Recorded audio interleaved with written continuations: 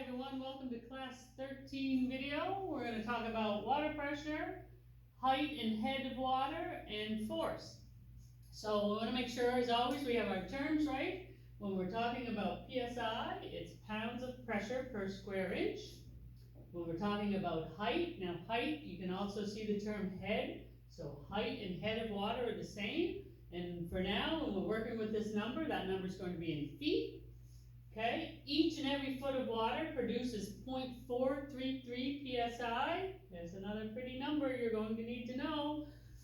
Each and every psi requires a height of 2.31 feet. So you're working on a pump, you got to make sure you set the pressure right so the water gets up to where it needs to be. Alright, so here's a couple of formulas we're going to need when we're looking for the psi. We're taking our 0.433 and we're timesing it by the height in feet. Okay, if we're looking for the height, we're taking the PSI, timesing it by 2.31, because again, every PSI raises water 2.31 feet. Here's another formula triangle, and for now, we're only going to use the area times pressure part of this, and we'll be working with some questions looking for the total force of something, and it's area times pressure, and when we're talking about area here, it'll be area of a circle, which you all know how to do, pi r squared, times the pressure, which now you know how to do. Okay, so PSI formula, a height formula, and a force formula. Alright, so the questions are going to come at you in three different ways here. The first one, a stack 42 feet high above a test plug is filled with water. Determine the PSI on the test plug. Right, so we're back to, we're getting better at reading our questions and figuring out what we need to do. Write in the question, determine the PSI. So, to find PSI, I take 0.433 and I times my height in feet.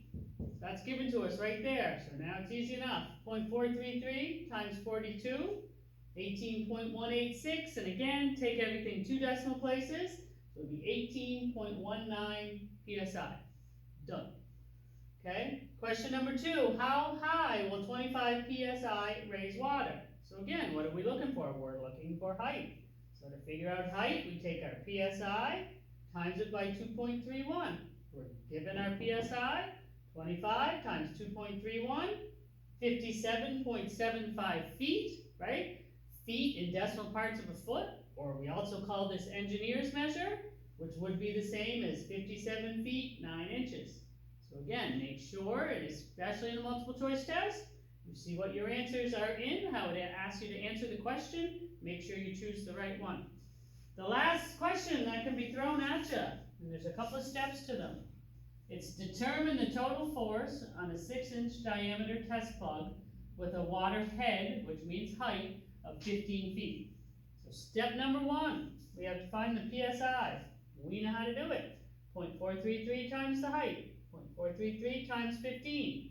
6.51 PSI. Step 2, we have to find the area of this test plug, right?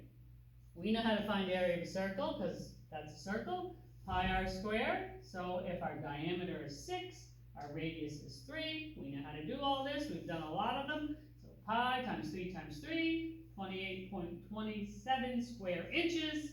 The last step, we're using our force formula, area times pressure.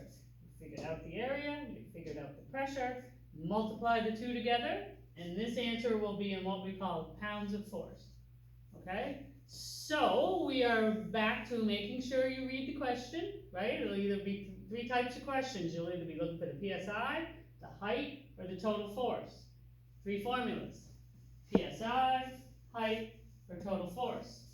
So in class 13 and 14, there's a practice sheet. There is a sheet to be handed in, and then of course there's a quiz. See you next class.